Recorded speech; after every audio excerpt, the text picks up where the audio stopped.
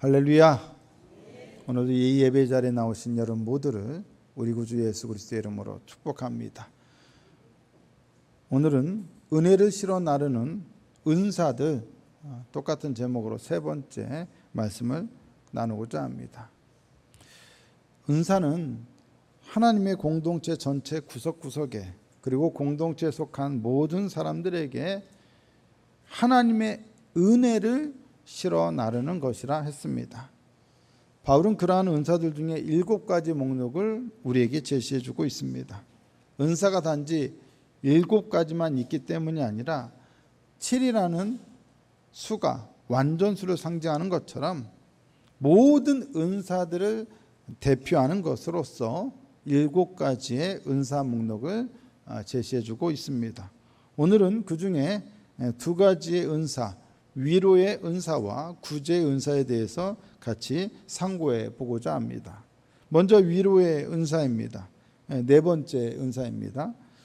8절에 보면 위로하는 자면 위로하는 일로 이렇게 되어 있습니다. 신앙이 약한 자, 환난 중에 있는 자, 고통을 당하는 자들을 격려하여 힘을 북돋아주고 격려하는 은사를 바로 우리는 위로의 은사라고 할 수 있습니다. 오늘날 사람들에게 가장 필요한 것 중에 하나는 바로 위로와 격려입니다. 치열하게 살아가느라 상처 입은 자신의 마음과 영혼조차 돌볼 겨를이 없는 현대인들은 영적으로나 심리적으로나 정서적으로나 우울증에 걸리기 쉬운 상태에 빠져 있습니다. 대부분의 현대인들은 아주 조금일지라도 모두 약간씩은 우울 증세가 다 있다고 합니다. 현대 사회가 우리를 그렇게 사실 만들고 있는 부분이 있습니다.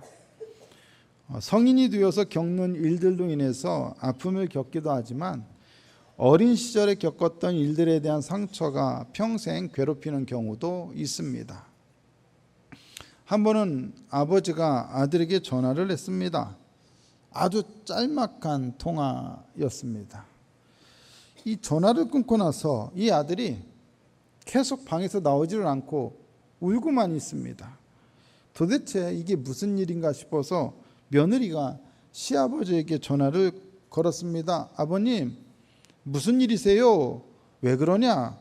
아버님 전화를 받고 끊고 나서부터 계속 방에서 나오지도 않고 울고만 있어요. 아버지가 아들에게 전화를 걸어서 했던 말은 딱 한마디였습니다. 긴 말도 아니었어요. 긴 시간도 아니었어요. 딱 한마디. 미안하다. 단 그 한마디였습니다. 내가 미안하다. 대충 이 정도만 들어도 우리는 무슨 상황인지를 다 알 수 있습니다. 아버지의 이 한마디 사과는 아들의 마음을 깊게 울려서 그동안 응어리져 있던 그 상처를 치유하고 위로해 주었습니다. 아마도 그 아들에게는 아버지의 그 한마디 말이 세상 어떤 말보다도 강력한 위로의 말이 되었을 것입니다. 우리 모두에게도 그러한 위로가 필요합니다. 왜 그렇습니까? 살아오면서 겪게 된 상처와 아픔과 고통이 누구나 다 있기 때문입니다. 바울은 우리 하나님을 가리켜서 뭐라고 말하냐? 위로의 하나님이라고 말합니다. 고린도후서 1장 3절 한번 보실까요? 함께 읽겠습니다. 시작. 찬송하리로다. 그는 우리 주 예수 그리스도의 하나님이시요 자비의 아버지시요 모든 위로의 하나님이시며. 우리가 하나님을 만나면 하나님을 통하여 또한 무엇을 받게 됩니까? 위로를 받게 됩니다. 오늘 이 시간 하나님께서 강력하게 성령을 통하여 역사하사 상처받은 모든 영혼들 여러분의 심령 가운데 임하사 여러분들을 위로해 주시는 은혜가 넘치시기를 축복합니다. 하나님이 여러분들을 토닥토닥 위로해 주실 겁니다. 괜찮아. 내가 너와 함께 하잖아. 특별히 우리에게 위로가 필요한 때는 언제입니까? 바로 우리가 환난 중에 있을 때입니다. 고린도후서 1장 4절을 보니까 뭐라고 되어 있습니까? 우리의 모든 환난 중에서 우리를 위로하사 우리로 하여금 하나님께 받는 위로로서 모든 환난 중에 있는 자들을 능히 위로하게 하시는 이시로다. 우리가 하나님께 위로받은 경험이 있는 사람일 때, 그런 사람들일 때 우리도 환난 중에 있는 다른 사람들을 위로할 수가 있습니다. 위로는 하나님께서 우리에게 주시는 명령이기도 합니다. 이사야 40장 1절을 보십시오. 뭐라고 되어 있습니까? 너희 하나님이 이르시되 너희는 위로하라. 내 백성을 위로하라. 하나님은 내 백성을 위로하라 하셨습니다. 그런데 이 백성은 어떤 백성입니까? 하나님께서 위로하라 하신 이 백성은 어떤 백성이에요? 하나님께 반역하고 범죄하여서 바벨론의 포로로 끌려갔던 백성입니다. 원래 잘못한 사람에게 필요한 것은 무엇입니까? 질책과 책망입니다. 비판입니다. 하지만 그들을 책망하거나 비판하라 하지 않으시고 뭐하라 하셨습니까? 위로하라 하셨습니다. 위로는 모든 회복을 위한 첫 단계입니다. 사람의 진정한 회복과 변화는 위로를 통해서 일어나지 결코 우리의 이 알량한 지적과 비판과 책망을 통해서 이루어지지 않습니다. 아무리 이거 잘못됐다고 우리가 지적한다고 그 사람 변화되지 않습니다. 보통 우리는 위로하기보다 지적하고 책망하는 일에 익숙합니다. 그것을 먼저 합니다. 하지만 우리가 지적하지 않아도 사람들은 이미 충분히 문제를 알고 있습니다. 세상에는 똑똑한 사람들이 얼마나 많습니까? 정말로 많습니다. 나은 사람 아니어도 지적하고 평가해 줄 사람은 넘쳐납니다. 차고 넘칩니다. 하지만 세상에는 절대적으로 부족한 것이 있습니다. 무엇입니까? 바로 위로입니다. 아픔과 상처와 고통을 이해하고 받아주며 위로하고 격려해 주는 사람들이 이 세상에는 정말로 턱없이 부족합니다. 사람들이 쉽게 치유되고 회복되지 않는 것은 냉철한 지적이 부족해서가 아니라 위로가 절대적으로 부족하기 때문입니다. 우리는 모두 네 문제는 이거야, 당신은 이게 문제야 라고 하는 말이 아니라 당신의 아픔을 압니다. 저도 당신의 고통을 이해합니다 라는 말을 더 듣고 싶어 합니다. 그것은 우리뿐만이 아니죠. 우리의 자녀들 역시 마찬가지이고 교회의 다른 성도들 역시 마찬가지입니다. 목사로서 저도 마찬가지예요. 이해받고 위로받기를 원하지, 목사님 이거 왜 이래요? 저거 왜 이래요? 이런 거 따지는 거, 지적하는 거 더 듣고 싶어하는 사람 세상에 한 사람도 없습니다. 안 그렇습니까? 성가대 위로받기를 원하지, 뭐 이거 왜 이래요? 음이 왜 이래요? 이런 거 별로 지적받고 싶지 않으시잖아요. 근데 지적할 능력이 저한테는 없어가지고 걱정하지는 마세요. 지적할 능력이 저에게 없다는 게 참 감사합니다. 교회는 하나님을 믿고 섬기는 사람들의 모임입니다. 근데 이 하나님이 어떤 하나님이라고요? 위로의 하나님이라고 분명히 말씀하지 않습니까? 우리는 다른 하나님이 아닌 위로의 하나님을 믿고 섬기는 사람들입니다. 그렇다면 교회 공동체 안에 가득해야 할 것은, 넘쳐야 할 것은 당연히 무엇이어야 합니까? 위로의 말입니다. 격려의 말입니다. 그런데 이상하게도 공동체 안에서 우리는 위로와 격려의 말보다 지적하고 평가하는 말들을 더 많이 듣습니다. 그리고 그것 때문에 우리는 상처받는 일들이 많습니다. 교회가 있다는 것은 다른 게 아니라 우리에게 위로해 줄 사람이 있다는 것을 의미합니다. 의미해야만 합니다. 하지만 실제 현실은 그렇지 못할 때가 얼마나 많이 있습니까?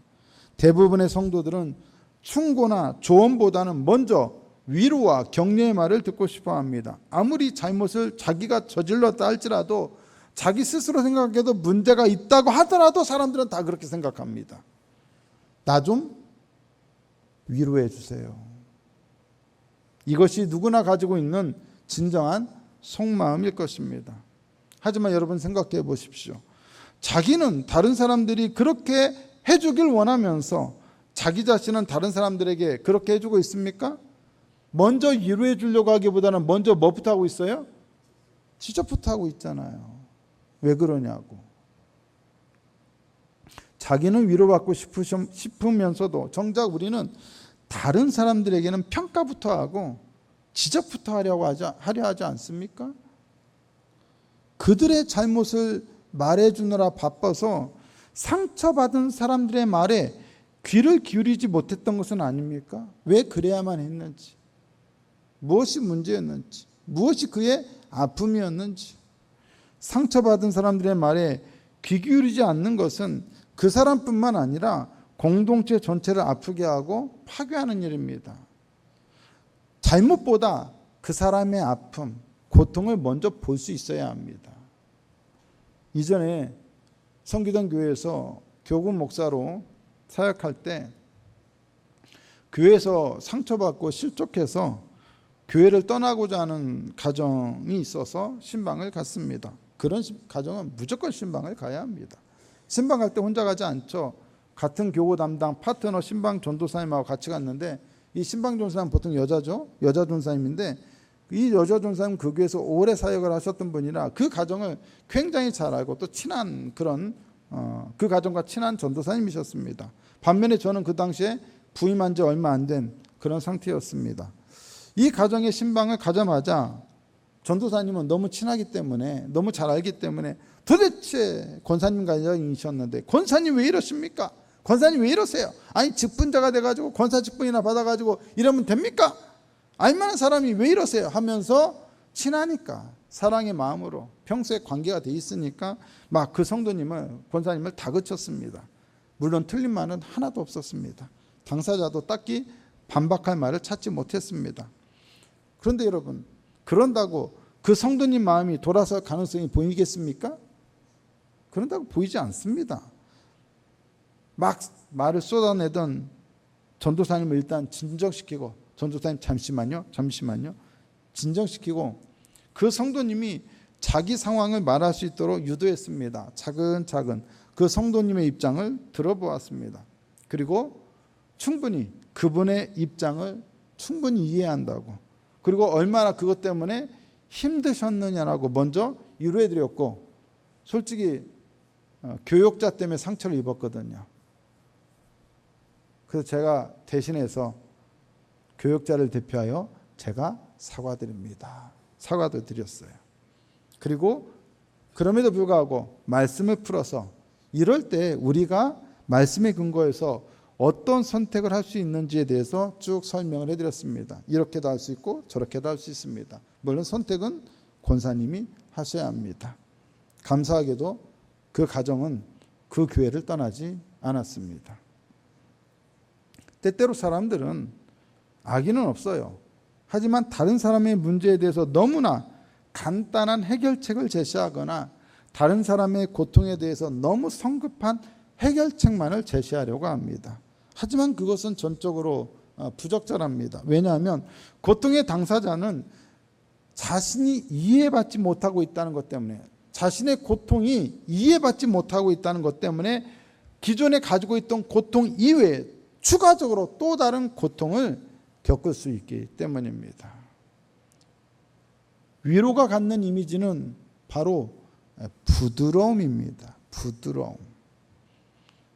강제성이나 압박이 아니라 바로 이러한 부드러움만이 상처받은 사람들을 세워줄 수 있습니다. 부드러운 사람, 부드러운 마음. 제가 유난히 오늘따라 부드럽게 하려고 하잖아, 설교를. 이 설교를 하면서도 막 강하게 할 수가 없죠. 유도 같은 거 올림픽 얼마 전에 끝났는데 그 종목에 그런 말이 있잖아요. 부드러움이 강함을 이긴다. 그런 말이 있듯이 세상에서 가장 강한 것은 바로 부드러움입니다. 위로야말로 가장 부드럽지만 사실상 가장 강력한 힘입니다. 때로는 훈계하거나 꾸짖어야 할 때도 있습니다. 하지만 그럴 때조차 비판받아야 할 사람을 세워주고 그 사람이 변화될 수 있도록 위로해 주는 것을 우리는 잊지 말아야 합니다.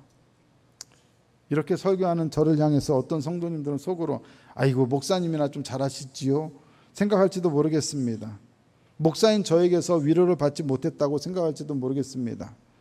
잘 압니다. 왜 부족한 것을 모르겠습니까? 분명히 저는 위로하고 싶은데 그게 잘 안 될 때가 있다는 것을 잘 압니다.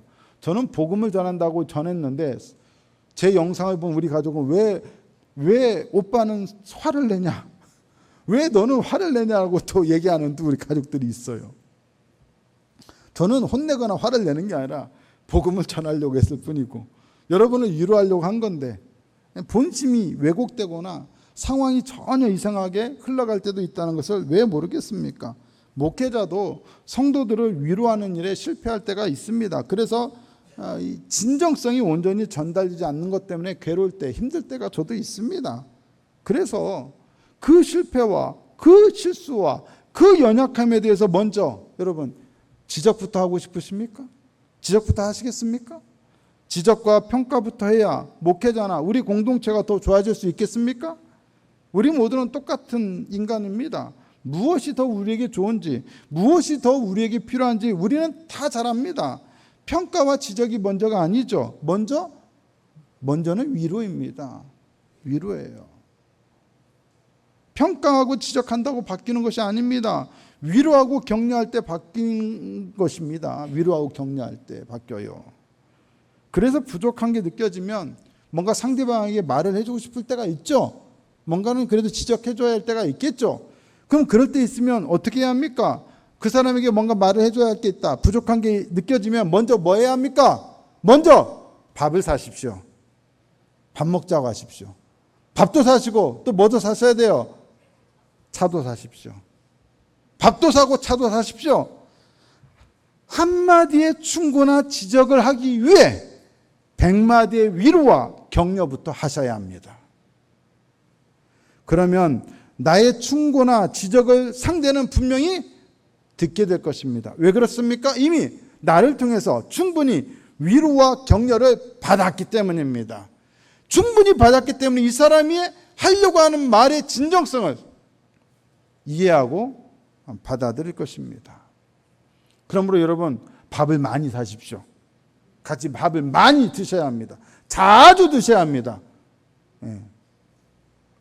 최근에 한 아나운서에 대해서 알게 되었습니다. 교통사고로 세상을 떠난 지 20년이 된 아나운서였습니다. 그 아나운서의 20주기 행사가 최근에 있었습니다.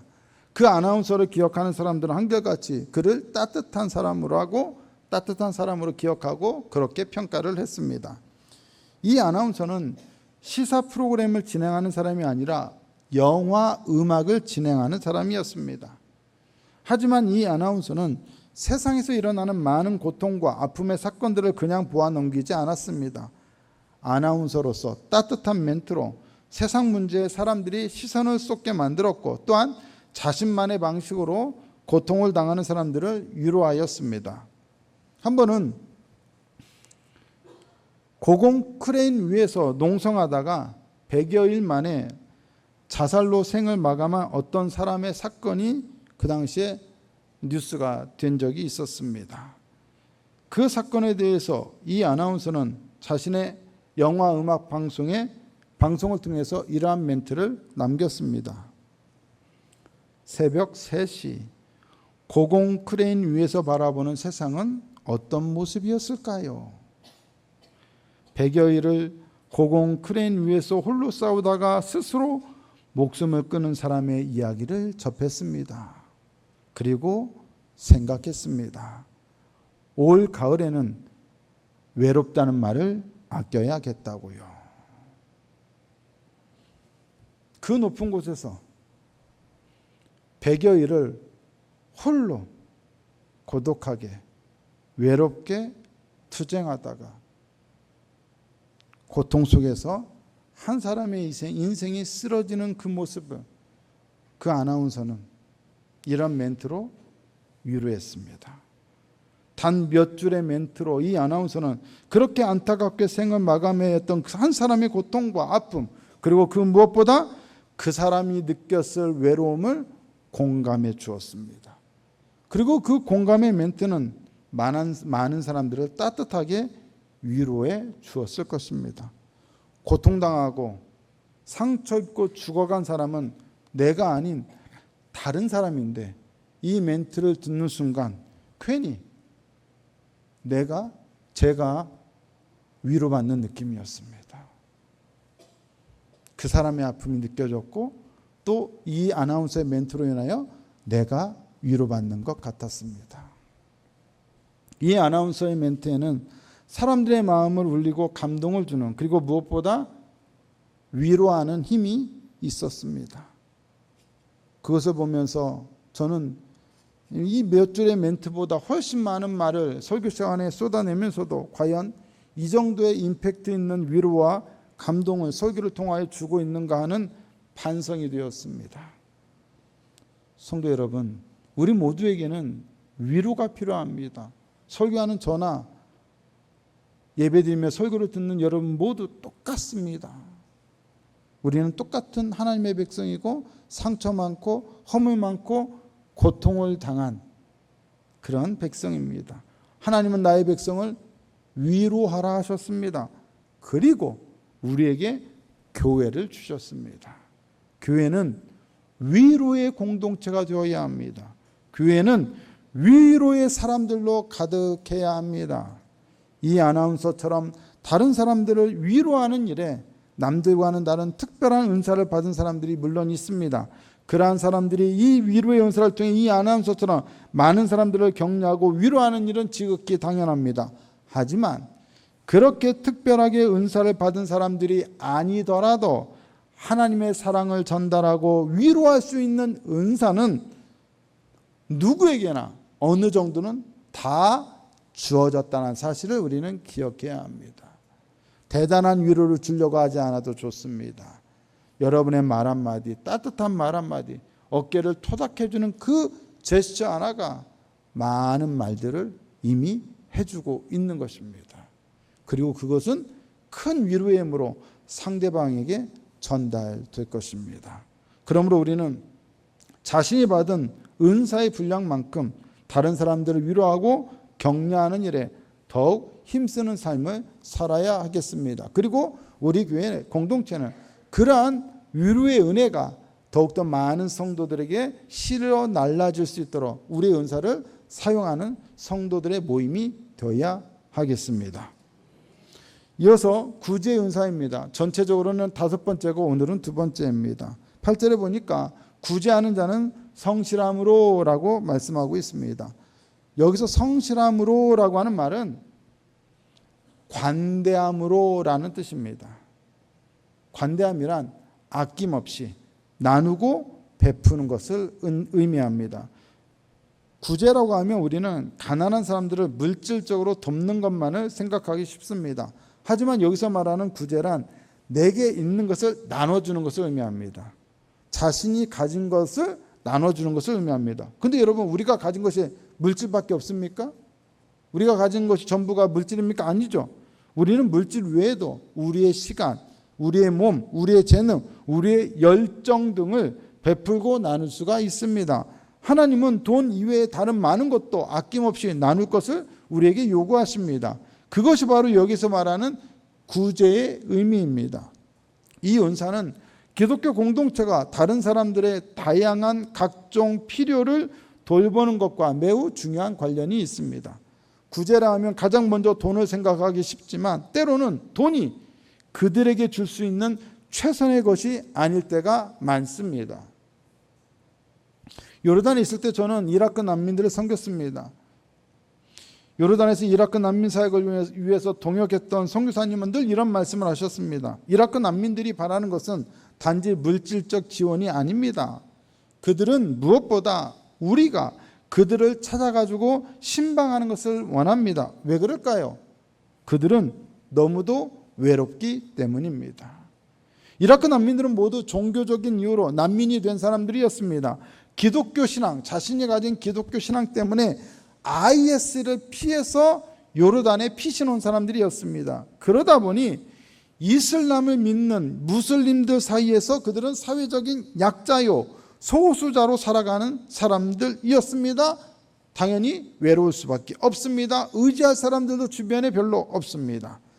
그런 그들에게 비록 인종도 다르고 피부색도 다르지만 같은 신앙을 가진 한국 사람들이 방문하는 것은 그들에게 큰 위로와 격려가 되었던 것입니다. 가끔 그들 집에 방문하면 굳이 음식을 대접하겠다고들 합니다. 기껏해야 우리가 그 당시에 지원했던 돈은 가정당 $30 정도밖에 안 되는데도 그들은 있는 것 없는 것 다 긁어 모아서 우리를 대접하려고 합니다. 당연히 배보다 배꼽이 커질 수가 있지요. 당연히 우리는 가지 않겠다고, 괜찮다고 손사래를 칩니다. 정중히 사용합니다. 하지만 그때마다 선교사님이 말한 거예요. 그들에게 필요한 것은 단지 돈만이 아닙니다.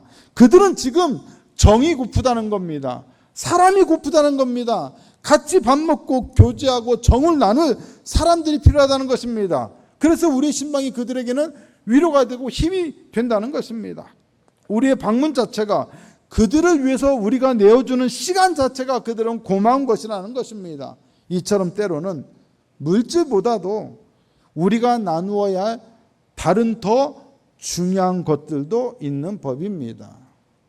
구제, 즉 나누어 줄 때 요구되는 것은 무엇이겠습니까? 바로 성실함, 즉 관대함입니다. 관대함이란 내 것은 무엇이든 당신의 것이라는 마음으로 상대방에게 나의 것을 열어두는 것입니다. 아낌없이, 관대하게, 후하게. 이것이 때로는 우리가 흔히 사용하는 오지랖일 수도 있습니다. 참 어지간히 오지랖을 떤다 혹은 오지랖이 넓다라는 표현이 있죠. 저는 항상 그래서 이 오지랖 때문에 집사람에게 핀잔을 듣습니다. 제가 아는 사람들 대부분은 목사이거나 선교사들입니다. 제 주변에는 그런 사람들이 많습니다. 그 얘기는 곧 제가 섬겨야 할 사람들이 많다는 얘기예요. 섬기자는 것에는 우리 부부 사이에 아무 이의가 없습니다. 이견이 없습니다. 다만 어느 정도로 섬길 것이냐에 있어서 약간의 의견 차이가 있을 뿐입니다. 집사람은 살림하는 사람 입장이니까 집안의 경제 사정도 고려하자는 것이고, 저는 지금 아니면 언제 또 이런 기회가 있겠느냐는 것입니다. 누가 옳고 그러다가 아니죠. 그제도 금요일입니다.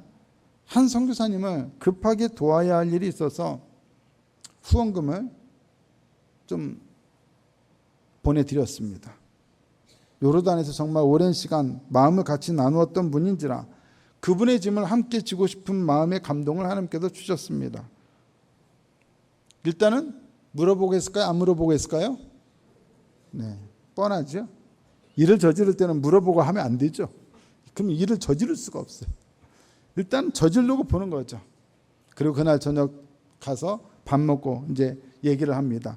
혼날 각오를 하고 그 선교사님께 얼마 보냈다고 말했는데 다행히도 이번에는 집사람이 별 얘기를 안 했습니다. 속으로 포기했나 이제? 물론 아닐 것입니다. 저보다 더 그러고 싶은 마음이 있었을 것입니다. 왜 돈이 많은 사람들 주변에 그렇게 도움이 필요한 선교사님 같은 분들이 많아야지 왜 돈도 별로 없는 저에게 그런 사람들이 많은지 저는 모르겠습니다. 중요한 것은 꺾이지 않는 마음이란 말 있죠? 뭐라고 그래요? 줄여서 중꺾마예요. 중꺾마. 우리 어른들 잘 모르시죠? 중요한 것은 꺾이지 않는 마음. 중요한 것은 꺾이지 않는 마음, 중꺾마라고 하듯이 중요한 것은 내게 있는 것이 무엇이든 그것을 베풀고 나누고자 하는 마음입니다. 시간이 있으면 시간을 나누고 재능이 있으면 재능을 나누면 됩니다. 꼭 물질만 나눌 필요는 없습니다. 하지만 꼭 물질만 나눌 필요는 없지만 하지만 그럼에도 물질도 나누기는 해야 합니다. 자신에게 있는 것을 가지고 베풀고 나누려면 무엇보다 우리의 마음이 열려 있어야 합니다. 사람에게 열린 마음을 가져야 합니다. 열린 마음은 자신의 지갑을 열며 냉장고를 열며 시간을 열게 해줍니다. 어떤 목사님은 예전에 당신의 지갑을 찢어라 라는 제목의 책을 내기도 했습니다. 마음이 열려있는 사람만이 자기 지갑을 찢을 수 있습니다. 마음이 열려 있으면 지갑뿐만 아니라 자기 집도 얼마든지 열 수 있습니다. 여러분, 저희 집은 언제든지 열려 있습니다. 오실 일 있으면 언제든지 오십시오. 누구든지 오셔도 됩니다. 환영합니다. 다만 오실 때는 어떻게? 마음은 가볍게, 양손은 무겁게. 뭐 금괴 몇 개씩 들고 오는 대환영입니다. 뭐 농담인 거 아시죠? 누구든지 오셔도 됩니다. 열린 마음은 사람에 대한 애정, 사랑이 있다는 중요한 표시입니다. 관대한 구제, 아끼지 않는 베품과 나눔은 무엇보다 우리의 아버지 되시는 하나님의 성품입니다. 로마서 8장 32절을 보십시오. 자기 아들을 아끼지 아니하시고 우리 모든 사람을 위하여 내주시니까 어찌 그 아들과 함께 모든 것을 우리에게 주시지 아니하겠느냐. 독생자 아들까지도 아끼지 않으신 분이 무엇인들 우리에게 아끼시겠습니까? 우리가 믿는 분은 바로 그런 분이십니다. 그런 분의 자녀라면 우리 또한 그렇게 해야 마땅하지 않겠습니까? 개개인마다 각 가정마다의 사정이 다 다르기 때문에 모든 사람이 모든 가정이 항상 섬기고 베풀고 나눌 수는 없을 것입니다. 하지만 최소한 교회적으로 우리는 얼마든지 그렇게 할 수 있어야 합니다. 지나가는 나그네 손님이 되었든 어려운 이웃이 되었든 우리는 교회적으로 누구에게나 나누고 베푸는 교회가 되어야 할 것입니다. 이런 마음이 있기 때문에 저는 목사로서 우리 교회를 방문하는 손님은 누구든지 그냥 돌려보내고 싶지 않습니다. 꼭 차 한 잔이라도 대접하거나 꼭 한 끼 식사를 대접하거나 아니면 교통비라도 줘서 보내고 싶은 마음입니다. 그것이 바로 우리 하나님 아버지의 마음이라고 믿기 때문입니다. 요한3서 1장 1절에서 2절을 한번 보시죠. 장로인 나는 사랑하는 가이요 곧 내가 참으로 사랑하는 자에게 편지하노라. 사랑하는 자여 내 영혼이 잘됨 같이 내가 범사에 잘되고 강건하기를 내가 간구하노라. 요한3서는 정확하게 이름은 밝혀져 있지 않지만 장로란 사람이 가이오에게 보낸 편지입니다. 장로는 가이오의 영혼이 잘됨 같이 그의 범사가 잘되고 강건하기를 간구하고 있습니다. 그러면 가이오가 어떤 일을 했기에 장로는 그를 사랑하고 이런 간구를 했을까요? 요한3서 1장 5절에서 6절을 보니까 사랑하는 자여 가이오죠. 내가 무엇이든지 형제 곧 나그네 된 자들에게 행하는 것은 신실한 일이니 그들이 교회 앞에서 너의 사랑을 증언하였느니라. 내가 하나님께 합당하게 그들을 전송하면 좋으리로다. 가이오가 장로에게 사랑받았던 이유는 바로 그가 나그네 된 자들을 잘 섬겼기 때문입니다. 섬김을 받았던 나그네들이 그의 사랑의 섬김을 교회 앞에서 증언했고 그 결과 많은 사람들이 알게 되었고 장로까지도 듣고 알게 된 것이죠. 하지만 이와 달리 장로에게 책망과 비난을 받은 사람이 있었습니다. 요한3서 1장 9절에 10절을 보시면 그들 중에 으뜸되기를 좋아하는 디오드레베가 우리를 맞아들이지 아니하니 그러므로 내가 가면 그 행한 일을 잊지 아니하리라. 그가 악한 말로 우리를 비방하고도 오히려 부족하여 형제들을 맞아들이지도 아니하고 맞아들이고자 하는 자를 금하여 교회에서 내쫓는도다. 가이오와 달리 디오드레베는 형제들을 맞아들이지도 않고 도리어 비방했습니다. 그리고 심지어 그들을 맞아들이려고 하는 사람들을 교회에서 내쫓기까지 했습니다. 가이오와는 완전히 반대였습니다. 때문에 장로는 그 행한 일을 잊지 않겠다고 합니다. 그것은 곧 그에게 반드시 그 일에 대한 책임을 묻겠다는 것입니다. 요한3서에서 보듯이 교회는 이 가이오처럼 나누고 베풀어야 합니다. 그것이 바로 교회의 정체성이고 특성입니다. 구제를 할 때는 성실함으로 즉 아낌없는 관대함으로 해야 합니다. 인색한 것은 참다운 구제가 아닙니다. 하나님의 교회와 하나님의 백성인 우리들에게는 돈뿐만 아니라 우리가 가진 것이 무엇이든 그것을 필요로 하는 사람과 나눌 수 있도록 은사를 받았습니다. 그것은 우리가 행해야 할 은사이며 동시에 우리에게 주어진 특권이기도 합니다. 우리는 다른 사람들의 물질적인 필요뿐만 아니라 정서적, 영적, 심리적 필요까지 채워줄 수 있어야 합니다. 성도들은 그러한 일을 하라고 교회로 부름받았고 그런 일을 하라고 하나님은 우리에게 구제의 은사를 주셨습니다. 아무것도 가진 것이 없는 사람은 단 한 사람도 없습니다. 때로는 가진 것이 없어도 존재 자체가 우리가 가진 가장 큰 자산이 될 때도 있습니다. 여러분들의 자녀를 보세요. 있는 것 자체로 기쁨이잖아요. 할아버지 할머니들에게는 손주들이 있는 것 자체로 기쁨이지 않습니까? 그 아이들이 뭘 했습니까? 그냥 태어나 준 것밖에 없어요. 근데 그것 자체가 기쁨을 줘요. 행복을 줘요. 그 자체가 존재 자체만으로 기쁨이에요. 그러므로 우리가 존재한다는 것 자체가 누군가에게는 은혜가 되고 기쁨이 돼요. 가진 것을 가지지 없는 것, 아무것도 가지지 못한 사람은 단 한 사람도 없어요. 우리에게는 뭐라도 다 있어요. 그걸 줄 수 있어요. 그러므로 때로는 누구 옆에 있어 주는 것만으로도 가장 큰 것을 주는 것이 될 수도 있는 것입니다. 우리 옆 사람에게 한번 얘기해 볼까요? 제 곁에 있어 주셔서 너무 감사합니다. 있어 주는 것이 저에게 큰 위로입니다. 큰 힘입니다. 네. 이런 식으로 우리는 나누고 베풀 수 있도록 하나님의 교회로, 하나님의 백성으로 부름받았습니다. 이제 우리는 아낌없이 나누고자 하는 관대한 마음으로 누구에게나 베풀고 나누고자 하는 열린 마음으로 이 은사를 사용해야겠습니다. 이렇게 교회가 진정으로 위로하고 구제하는 은사를 잘 활용하면 교회는 어떤 곳이 되죠? 따뜻한 곳이 돼요. 기쁨이 넘치는 곳이 돼요. 사랑이 가득한 곳이 돼요. 하나님의 은혜가 충만한 곳이 돼요. 이렇게 해서 은혜가 모든 교회 공동체 구석구석에, 또한 은혜가 필요한 모든 성도들에게 흘러가도록 우리는 이 은사를 가지고 그 은혜를 실어 날라야 하겠습니다. 그러한 일에 모두가 기쁨으로 헌신하고 봉사하고 충성을 다할 수 있는 우리 한누리교회와 모든 성도 여러분 다 되실 수 있기를 예수님의 이름으로 축복합니다.